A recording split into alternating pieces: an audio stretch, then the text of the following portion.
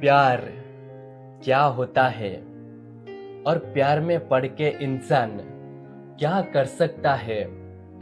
इस कलयुग जैसे मतलब युग में क्या सच्चा प्यार होता है। नमस्ते दोस्तों, मैं हूं तुषार और आप सभी को साहू मोटिवेशनल चैनल पर स्वागत है।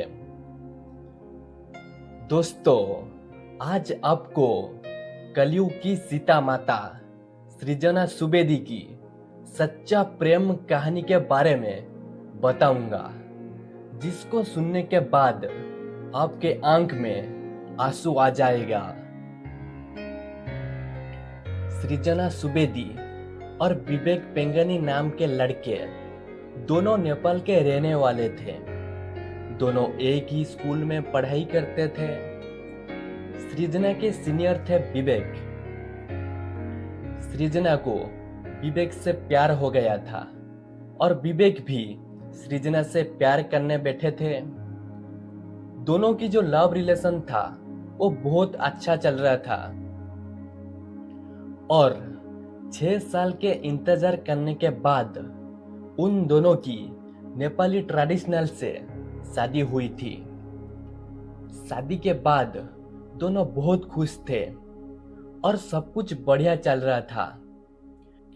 शादी के कुछ महीने बाद सृजना और विवेक दोनों अमेरिका चले गए थे, विवेक की पीएचडी पढ़ाई कंप्लीट करने के लिए। लेकिन एक दिन विवेक के सिर में बहुत दर्द हुआ और दर्द इतना गहरा था कि विवेक चलने फिरने में पूरे असमर्थ हो गए थे। उसके बाद सृजना और विवेक दोनों हॉस्पिटल चले गए डॉक्टर को दिखाने के लिए। डॉक्टर विवेक को देखने के बाद एमआरआई करने के लिए बोले। उसके बाद विवेक की एमआरआई हुआ है और एमआरआई रिपोर्ट में पता चला कि विवेक को स्टेज 4 ब्रेन ट्यूमर कैंसर हुआ है और डॉक्टर्स सृजना को सीधा बता दिया कि तुम्हारी पति ज्यादा से ज्यादा 6 महीने जिंदा रह पाएंगे।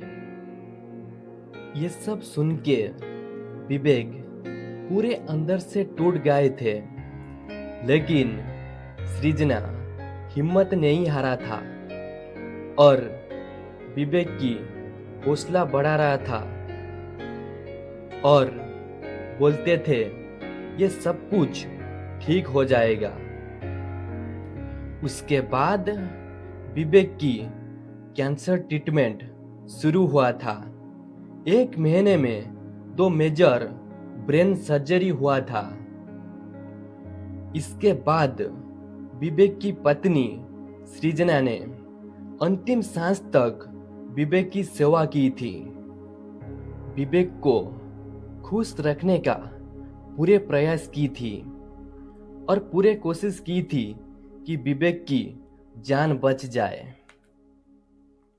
जब विवेक की केमोथेरेपी होती थी तब सृजना उनको गले लगाकर यह समझाते थे कि एक दिन सब कुछ ठीक हो जाएगा और उन्हें हर रोज ब्रश कराते थे, खाना खिलाते थे, एक छोटा बच्चे की तरह उनकी सेवा करते थे और विवेक को व्हील चेयर पर बैठाकर बाहर की दुनिया घुमाने ले जाते थे। उनके साथ और त्योहार सेलिब्रेट करते थे। मौत की इतनी करीब होने के बावजूद सृजना हमेशा विवेक की हौसला बढ़ाते थे। विवेक की जान बचाने के लिए सृजना पूरे जी जान लगा दिया था, लेकिन ऊपर वाले की इच्छा कुछ और था।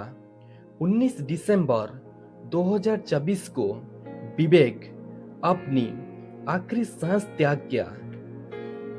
कुछ लोग अपने प्यार को पाने के लिए दुनिया की सबसे लंबे रास्ते में निकल जाते हैं और कुछ लोग को 4 कदम की रास्ता भी लंबे लगते हैं।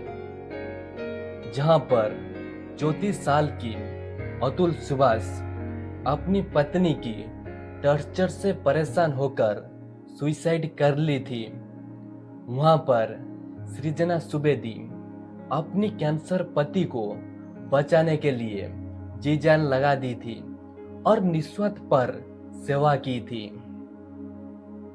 हमने सीता माता को कभी देखा नहीं था, सिर्फ उनके बारे में सुना था कि सीता माता भगवान राम जी के प्रति कितने डेडिकेट थे। लेकिन हमने इस कलयुग में सृजना सुवेदी को देखा है, जो अपनी पति व्रत को पालन करके ये साबित कर दिया कि वो सीता माता से भी बड़ा है।